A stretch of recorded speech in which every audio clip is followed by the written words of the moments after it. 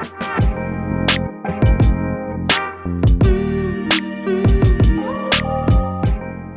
are a lot of things to consider when organising a promotion for Black Friday.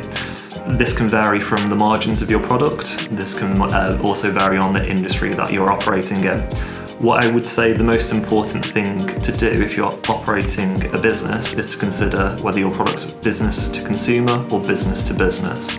If you're operating a business to business agreement, I don't necessarily think a promotion for Black Friday is viable unless you're offering the savings onto the customer that you're providing your products to. The reason for this is that with business to consumer, you need to take into consideration lifetime value. You also need to take into consideration margins as well. Ultimately, price is always going to be king. So loyalty is always going to be subject to attrition.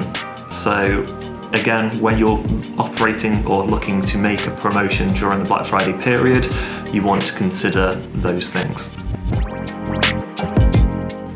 When you're creating a discount for Black Friday, there are a few things you want to take into consideration. The first is your profit margin. If you only have a small margin, don't offer a sale because you're going to make it harder for you to recoup the costs. The only time that I'd say that this would be sensible is if you're looking for new customer acquisition, which has a high repeat rate or lifetime value, because then your focus should be awareness. However, where you're looking at promotions that you might want to offer a 10, 20 or 30% discount, potentially even higher, you want to consider how often that product is purchased. Are you just trying to get rid of old stock to increase your cash flow, or are you trying to push top sellers? Again, the decision is down to you at the end of the day, but I'd always say look for a margin or a sale promotion between 10 and 20%. And again, this should only be offered to margins that are sitting in the 30 to 40% range. When you're looking to create awareness for your promotions, this wants to be done through a range of channels. This can be done through paid media, it can be done through organic posting on your social channels, it can be done through email marketing in terms of people who have signed up to your newsletter. The more that you spread this message is going to then help in terms of getting customers back to your website who may have past purchased, but also then increase the awareness from shares and follows through other channels as well. The whole purpose of the promotion is to drive sales, so you want to consider the marketing channels that you're using and what their opportunities or cost benefits would be in terms of providing you with the desired results, whether that's increased revenue, new customer acquisition, or in your case, cash flow from shifting stock. I think this comes back down to the industry that people are operating in. There might be certain forums that work better for other people. Facebook chats or groups are also a useful tool, but if we're looking in terms of a paid perspective, we want to look in terms of reach. So, for example, a Google display campaign can be a great idea to show awareness to people who might not even know about your brand. You can use similar audiences, people who are in market or people that are within a certain vertical to show your ads towards. This can then be followed up in forms of remarketing. So if a person's been onto your website and then dropped off on a product page, the use of dynamic remarketing can showcase that particular product back to them around the Google network. This can also be applied to YouTube and Google Mail as well. Google Merchant Center is also a fantastic tool to promote your sale. So this can show the user up to 4 different ways that you are advertising promotion. This can be from free delivery, a percentage off, and this can be a specific amount off, or this can be like an item that's added in terms of the sale. So say for example, they might get a gift bag or a product to complement their product. This can then be done within targeted radiuses. This can be done within certain countries. And again, you can also choose the timescale in which you want to run these promotions. The goal of Black Friday comes back down to your own personal key performance indicators. Some businesses might use this for new customer acquisition. Some clients might use this for maximizing profits. Personally, I think what you should be using this time for is increasing the awareness and visibility whilst maximizing sales. We know for a fact that people are in market to buy during the Black Friday period, so your conversion rates will go up. Competition will also know this, that's why the bids go up. So when you're looking to utilize the Black Friday or promotional period, you want to take into consideration a few things. If you're not price competitive or you can't run a sale, start earlier, because this will enable you to beat some of the competition. 50% of Black Friday sales happen before Black Friday. If you are being competitive, one of the things that I've noticed over the years of doing this is that you don't want to increase your cost per clicks. There is going to be such an increased demand that you don't want your budget to be exhausted sooner rather than later. The caveat to this would be if you have a limited budget, then you can be more aggressive, but in most cases, small and medium-sized businesses don't have this. On the flip side of this, some people who want to maximize profit want to go for really, really high return ad spends. Again, some clients may achieve 1,000%, 2,000, 3,000, whatever it may be, but then fail to look at the longer term picture. If you were to keep your margins at where you were happy at before the promotional period, but increase spend, you are going to see a retention of that spend moving forward, which will then help you to grow. Again, our job as an SME business is to help businesses scale online, and this is one of the best ways that you can do this. You can start your Black Friday promotions as early as October. Research from Google suggests that searches for Black Friday start from around the 11th of October. They peak on Black Friday, which this year is the 26th of November.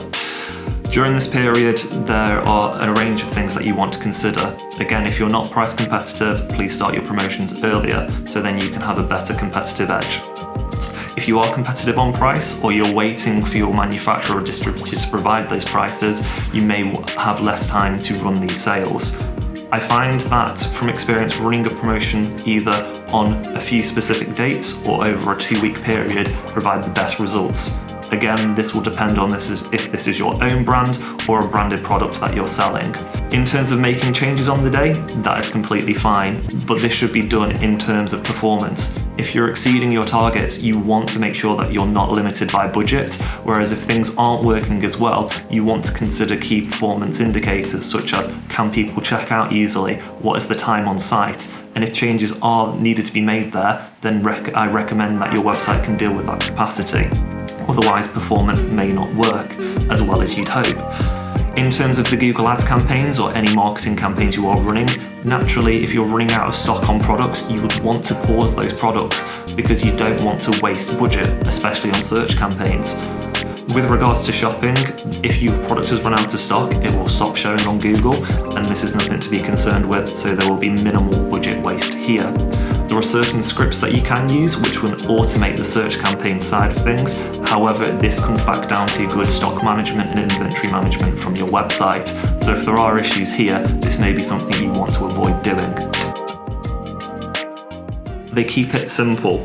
What this means is that they have targeted offers on a range of products. They don't make it convoluted, and they make it easy to check out.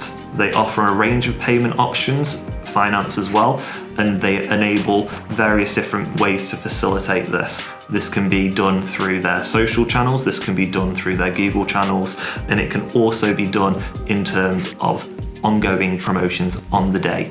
This can be facilitated through the use of email marketing as well to keep people up to date with new promotions. Site speed is also a massive factor. If your website is slow, then you're going to see an increase in bounce rates, and you're also going to see a decrease in conversion rates. So making sure your website can deal with the increased capacity of traffic during these days is going to be incredibly important. On top of this, they don't have any hidden catches. What I mean by this is that they will be very, very clear on what their shipping options are, if it's free over a certain price, and they won't add this cost onto the checkout pages. So clients that might be advertising at ex-VAT prices, and then they come with a nasty surprise of including VAT on checkout pages, could also lead to an increase in cart abandonments. To surmise, as noted at the beginning, keeping it simple is the best way to make sure that you're being direct with the customer and providing them with what they want, and reducing potential points to drop off throughout the checkout or customer decision-making journey. You don't always need to run a promotion. The main reason I say this is because this comes back down to your own margins and your own key performance indicators and objectives through marketing. If your margin is too small, don't offer a sale because it will make it incredibly harder to then break even. However, if the objective is new customer acquisition, because you know that the lifetime value of your customer will be there, then you can offer a sale. But you need to work out what the lifetime value would be in terms of acquiring a new customer. Therefore, when you're running a promotion, you want to consider, well, is it a return on ad spend target? Is it a cost per acquisition objective? Again, this can relate to new customer acquisition as well as customer retention, but also, are you trying to get rid of stock to improve cash flow? If it is the latter and you're happy to take a loss, then that's also fine, but please don't fall into the trap of just offering a sale for the sake of it.